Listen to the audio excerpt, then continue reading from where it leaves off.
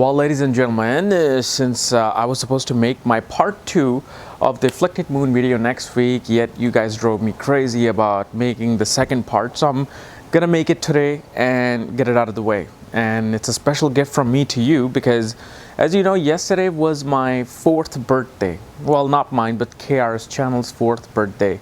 4 years ago, yesterday, I uploaded my very first video and it changed the world. So today I'll just, I woke up early and I want to just film today and give you exactly what you want. So today we're going to be doing how an afflicted moon is seen through conjunctions. Yesterday, the part 1 of this video was on aspects, but this one, I'm going to do it on conjunctions. And as always, if you do not know, if your moon is conjunct a certain planet and it's making your mind be afflicted, your peace of mind being afflicted, for all of these things, for that, check out the links here and check out my books, Astrology, Conjunction, and Aspects of the Speed of Light, including the full astrological report that will tell you exactly what aspects and conjunction your moon is receiving. And if you do not know anything about astrology, check out the option 6 here, where I will tell you, about your moon conjunctions and planetary placements. Okay, so I'm going to give you 8 examples again, and this time they'll be on conjunctions. Now, if you haven't watched the part 1, I suggest you watch that. And basically, you do need to know how to read a chart, what are the signs and houses in astrology, and what are the planets. Just this is like basic foundation, the very first thing you might learn in astrology. So if you haven't, check out my video of how to read a birth chart so you can understand all of these things. So today we are embarking on the conjunctions journey, and so let's see, 3, 4, 5, 6, 7, 8. Yep. All right, so the chart number 1. So chart number 1 that you see is Virgo ascendant. Okay, and in Virgo ascendant you have Moon, Saturn, Rahu conjunct, and Ketu's in the 7th house. Is this chart afflicted? Oh man, this chart is heavily afflicted. Why? First of all, you see those little numbers next to the planet? Those are degrees. At what degree is the planet in a certain sign and house? And there's only 2-degree difference between Rahu, Ketu and Moon. Now, obviously, Ketu doesn't aspect directly opposite to its planet because of the fact it's already in the axis of Rahu and Ketu. So if Ketu is doing something, then Rahu is doing something, right? So even though they're aspecting, not aspecting, we call this the black hole effect. Anytime a planet is less than 7 degrees to Rahu and Ketu, it gets stuck in the wormhole of Rahu and Ketu. It's like a black hole where all the stars and planets go inside to this deep, dark place that we do not know. This is why it's very unpredictable placement for a planet when they're so closely conjunct Rahu and Ketu. So not only this moon is in the black hole of Rahu and Ketu, but this moon is also conjunct the 6th lord. Okay, the 6th functional malefic lord, Saturn, with 2-degree difference. We're not caring about the ascendant degrees. We're simply looking at this. So now Saturn is bringing a lot of turbulence in the mind through enemies, through diseases, through chronic illnesses, through obstacles, and the mind just will feel depressed, down, right out crazy. Okay, this person is just not a personality you want to be friends with. Okay, so now let's look at another chart. I hate this thing because it just keeps okay,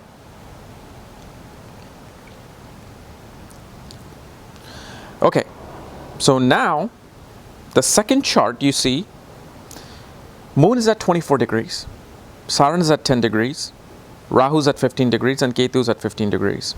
Is this an afflicted chart? Not really, no. It's not really that afflicted, even though there are going to be signs there. So don't think this person is off hook. No, but look at this. Rahu is literally 9 degrees apart.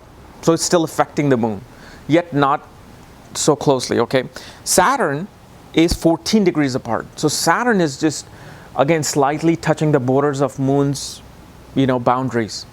So in a way, This is not 100% afflicted. This is probably, I would say, 60 to 70% afflicted. Now look at the third chart. In the third chart, Saturn's at 10 degrees, Rahu's at 6 degrees, Ketu's at 6 degrees, Moon is at 24 degrees. Is this chart afflicted? Through the mind. Is the mind really down, depressed, and anxiety, fearful, chronic illnesses or something like that? No, it's not afflicted. Because of the fact Rahu is 22 degrees apart from the Moon, Saturn is 14 degrees apart from the Moon. These are the people, when you look at their charts and you're looking at them like, how come there's not something wrong with you? And I've ran into these things. I ran into that, I'm like, oh yeah, you're depressed, your Moon is afflicted. And they're like, no, it's not afflicted. And this is how, through trial and error, I came to the conclusion, man, degrees make a huge difference. Huge difference. So this is not afflicted. This is probably like 40% afflicted. This person can still come out of it. And remember, no matter what the affliction is, if Jupiter aspects Moon, Jupiter will save Moon. Jupiter will save that house. Jupiter will bless that house. Okay? Now, let's look at this conjunction. Virgo ascendant again. You have Saturn, Moon, Mars conjunct in the 9th house. And Saturn is at 20 degrees, Moon is at 24 degrees, Mars is at 28 degrees. Is this Moon afflicted? And remember what I said about Mars and Moon in part 1 of the video. It's not afflicting the Moon. Okay?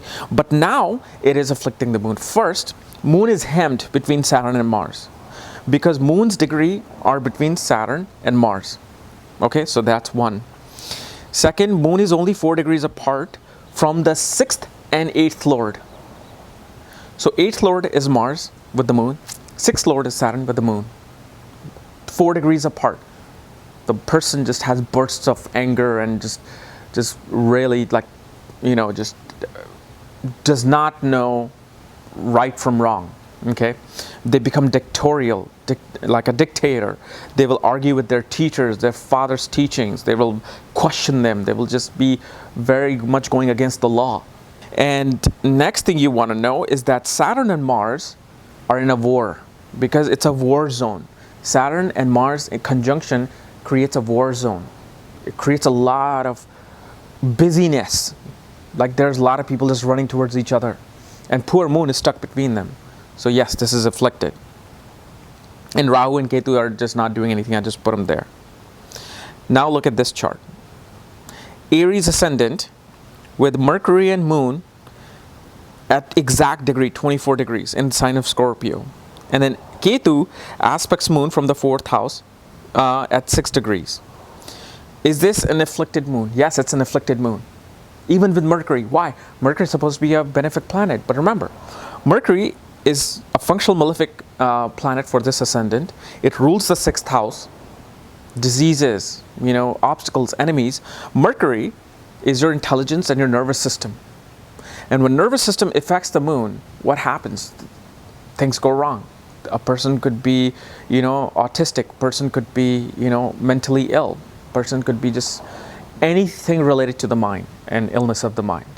So this is very much an afflicted Moon. And Ketu is not really doing anything, because Ketu is not looking at the Moon. However, Moon is in the 8th house. Number 1, sign of Scorpio, karmic sign, conjunct the 6th Lord. So yes, this is an afflicted Moon. Now look at this one. Same Aries ascendant, same scenario. Moon is at 2 degrees Scorpio. Mercury is at 24 degrees Scorpio. And Ketu is aspecting Moon at 6 degrees. Is this an afflicted Moon? Yes, this is an afflicted Moon. Why? First, Moon is in the 8th house in the sign of Scorpio. But hey, that doesn't mean anything. People can become detectives with this Moon, right? They can. People can be very much into research and not be crazy. Yes, that's good too. And Mercury is not really affecting it because it's 22 degrees apart. As I was saying, Moon is at 2 degrees Scorpio. Why is it specifically debilitated here? Because remember, Moon is, its maximum debilitation is between 2 to 3 degrees Scorpio. I would say between 1 and 5 degrees. Whenever Moon is in Scorpio, 1 and 5 degrees, yes. Person is just feeling very heavy burden on the mind. It's having very demonic, demented thoughts. Always thinks about death. The relationship with the mother is not good. So this is why this Moon is not good. you know.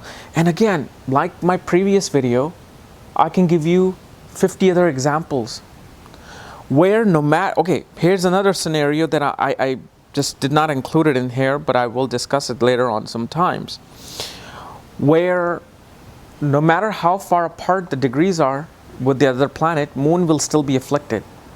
We'll talk about that scenario too. Now, let's look at this one. Sixth lord is with moon in the 4th house, 2 degrees apart, moon and Mercury. Is this really afflicting it? And then you have Ketu and Mars aspecting the moon from 12th and 9th house.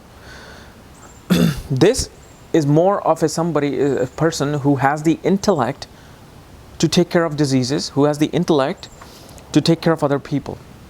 Very nourishing person who has the intelligence to nourish other people. It's not that afflicted. It's not afflicted, in a way that you may think. Even though it's a functional malefic conjunct your moon, but moon is first of all strong in its sign of Cancer. Moon is at its most Mool Trikon degree at his sign. Moon is in the 4th house where it feels peaceful at home. And Mercury is what? Intelligence, education, communication. Within the house, there's a lot of communication regarding health, how to live a healthy life, how to cure people, how to cure diseases. So the person is becoming more intelligent than crazy.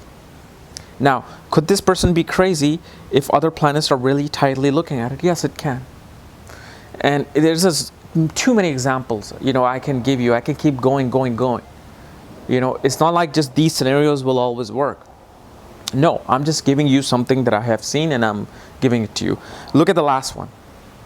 Last one, you have moon in Capricorn in the ascendant at 4 degrees, and you have Saturn in the 8th house. Is this moon afflicted? Is this moon afflicted? Yes, this moon is also afflicted. Even though there's nothing to do with degrees here. Okay? And although this Saturn is aspecting the moon according to Gemini astrology, okay, like Gemini aspects are different than normal astrology, Vedic astrology aspects. But we're not talking about that here right now. It's just Parashara. The reason why this moon is afflicted, first, moon is in this enemy sign of Capricorn where moon doesn't like to be. Moon it feels lack of emotions. Moon feels really tormented with all the discipline and hard work it has to do. But the dispositor of moon is in the 8th house, in an enemy sign of Leo. And this creates a major turbulence in moon's emotions because 8th house is ups and downs. So when the landlord, the foundation where moon is up and down like an earthquake, moon's going to have outbursts of emotions, hard time just having peace of mind within.